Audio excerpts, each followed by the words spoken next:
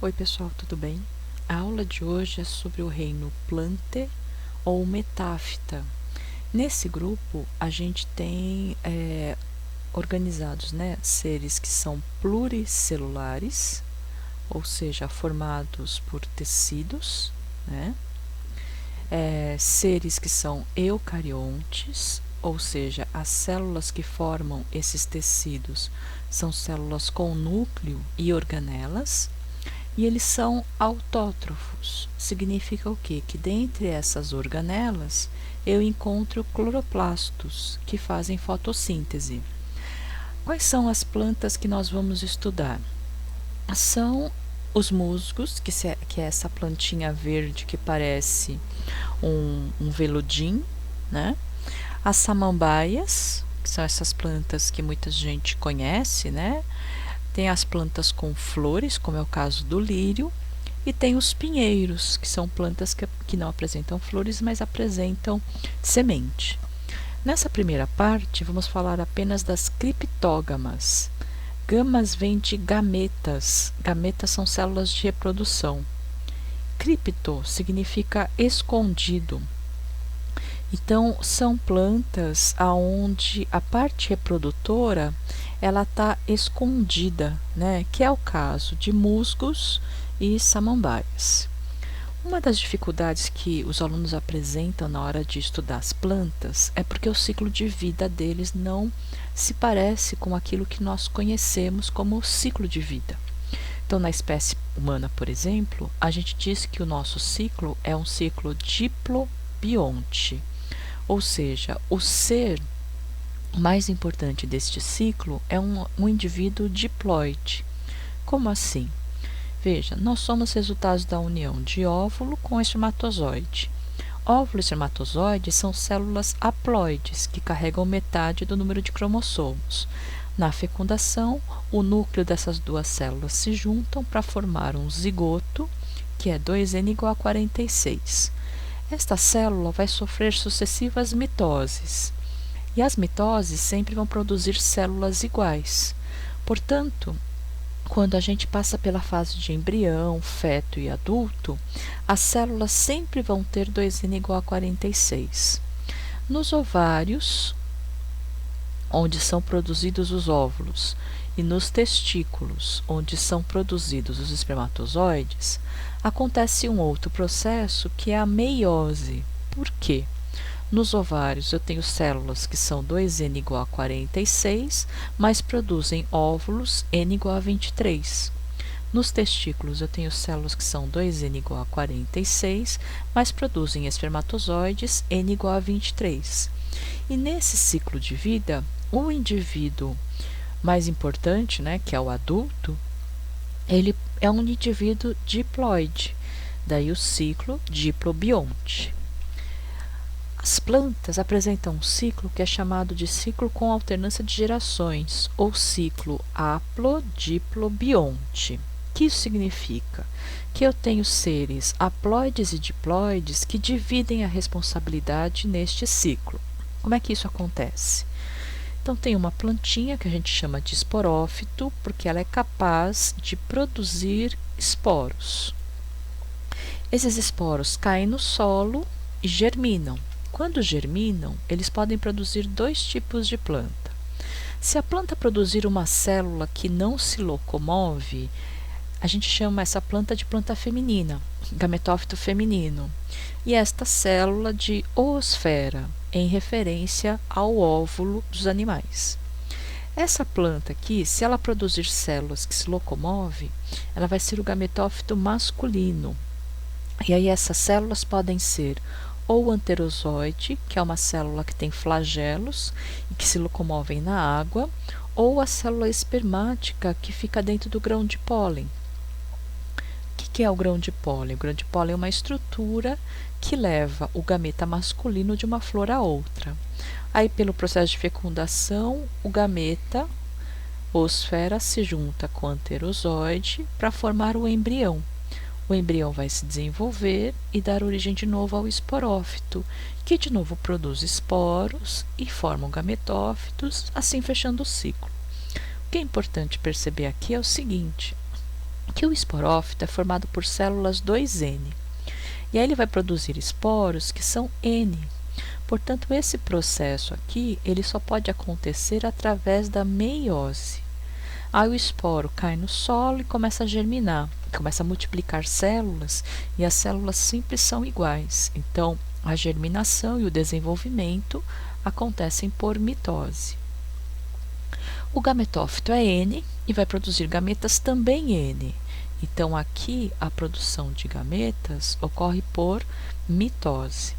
Quando essas duas células se juntam, formam um embrião que é 2N. Esse embrião vai se multiplicar, né? Quer dizer, vai duplicar suas células até formar o esporófito. Então, esse processo ocorre por mitose. Então, o que é importante perceber aqui? Que no ciclo com alternância de gerações, a meiose produz esporos e a mitose produz gametas em plantas diferentes. Daí o nome, ciclo com alternância de gerações. Vamos ver um exemplo disso.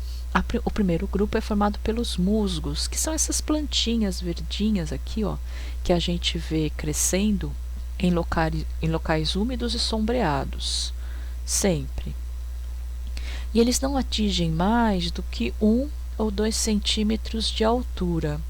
Isso porque eles são chamados de avasculares. O que significa isso? Que eles não têm vasos condutores de seiva. Então, eles não conseguem transportar alimento a longas distâncias. O transporte é sempre feito de célula a célula. E daí, eles não conseguirem atingir um tamanho muito maior. Essa parte verdinha é chamada de gametófito. E essa parte que de vez em quando aparece, olha, sobre a parte verde, é chamada de esporófito, porque produz esporos. Como é que é o ciclo de vida dessas plantas? Então, eu tenho aqui, olha, o gametófito e aqui o esporófito. Essa cápsula aqui em cima produz esporos que caem no chão e germinam. À medida que vão germinando, acontece mitoses e aí a formação de uma plantinha. Essa plantinha pode produzir 2 tipos de célula. Se for uma célula que não vai se locomover, como essa daqui, eu vou ter uma oosfera, então eu tenho uma planta feminina. Esta outra planta produz aqui células que se locomovem. Aqui não dá para ver direito, mas olha, essa coisinha aqui enroladinha são os flagelos, né? Essas células são chamadas de anterozoides. Aí quando chove, os anterozoides, através da camada de água, nadam até a parte feminina, onde ocorre a fecundação. Quando ocorre a fecundação, ocorre a formação de um embrião que vai começar a crescer sobre a planta feminina e vai dar origem a esta planta que é o esporófito. Aí o esporófito se desenvolve, produz esporos, solta os esporos no ambiente. Quando ele solta os esporos, essa planta morre, né? E a planta verde permanece. Aí os esporos germinam, dão origem aos gametófitos, que produzem gametas e fecham o ciclo de vida. Então, nessa planta, aliás, nesse grupo, eu tenho 2 plantas que são importantes, o gametófito e o esporófito. O outro grupo que a gente vai conversar são as pteridófitas, né, que são as samambaias. Elas têm como característica apresentar a ponta das folhas, essa coisa enrolada aqui, que é chamado de báculo. Debaixo das folhas aparecem essas bolinhas de vez em quando e muitas delas podem ser arbóreas. Por que elas conseguem ser arbóreas? Porque elas apresentam vasos condutores de seiva. Elas são chamadas de plantas vasculares. O que são os vasos condutores de seiva? Eu tenho 2 tipos, o xilema e o floema. Então, se eu pensar na planta, o que ela faz? Através de suas raízes, ela absorve água e sais minerais. A água e sais minerais vão em direção às folhas para ajudar na fotossíntese. Então, esse líquido, que é transportado da mesma forma em que ele é absorvido, é chamado de seiva bruta, porque não há nenhuma transformação por conta da planta. Aí a planta vai fazer fotossíntese, né? Então absorve a luz solar, CO2, libera o oxigênio e produz moléculas de glicose que ficam no seu corpo. Essas moléculas de glicose, elas precisam ser distribuídas por todo o corpo da planta. Então, o que ela faz? Ela pega das folhas e manda em direção à raiz. Esse tipo de líquido, que tem o resultado da fotossíntese, é chamado de seiva elaborada, porque ela foi produzida pela planta. Os canais que levam seiva elaborada são chamados de floema, e normalmente eles vão da folha em direção à raiz. O tecido que leva a seiva bruta, ou seja, da raiz em direção às folhas, é chamado de xilema. Então, o xilema é responsável pelo transporte da seiva bruta e o floema é responsável pelo transporte da seiva elaborada. Veja, aqui eu tenho algumas imagens. Aqui é, por exemplo, o talo de um salsão e a gente percebe aqui, olha, esses agrupamentos e os furinhos. Esse conjunto de tubinhos que passam dentro da folha é que constituem os vasos condutores de seiva. Aqui é no aumento maior, né, no microscópio. Esses que nós estamos vendo aqui em vermelho, representados pela letra A, são vasos condutores do xilema, e esse que a gente está vendo em verdinho aqui, mais fininhos, são os vasos condutores de floema. Então, eu posso imaginar, por exemplo, que esse aqui é o corte de um caule, atrás da tela seria a raiz e nós estamos na folha. Então, a seiva bruta vem lá da raiz em direção à folha. A folha aqui faz fotossíntese e distribui a seiva elaborada da folha em direção à raiz. A gente consegue ver alguns vasos condutores de seiva através das folhas, né? Então, esses riscos que a gente vê são, na verdade, vasos que estão transportando tanto seiva bruta quanto seiva elaborada. E essa aqui é uma visão de lado, né? Imagina que eu cortei um tronco no seu comprimento. Então, eu tenho aqui, olha, essa aqui é uma célula, essa daqui é outra, e essas células formam uma espécie de tubo.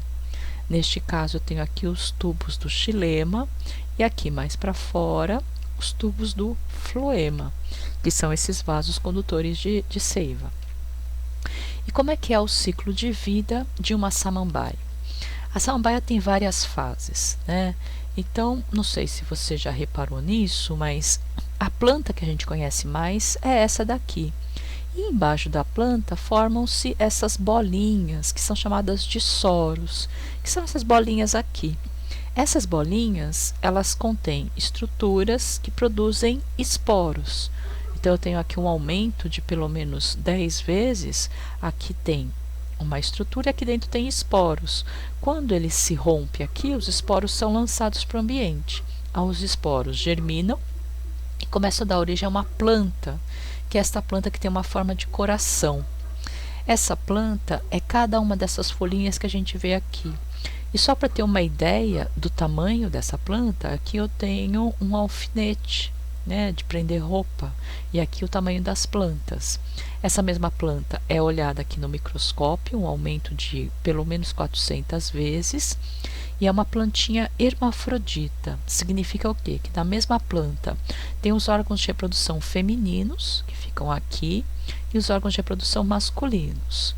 O que isso significa? Que nessa parte aqui de cima é produzida aquela célula que não se locomove, ou seja, a oosfera. E aqui embaixo são produzidas essas células que têm flagelos, os anterozoides.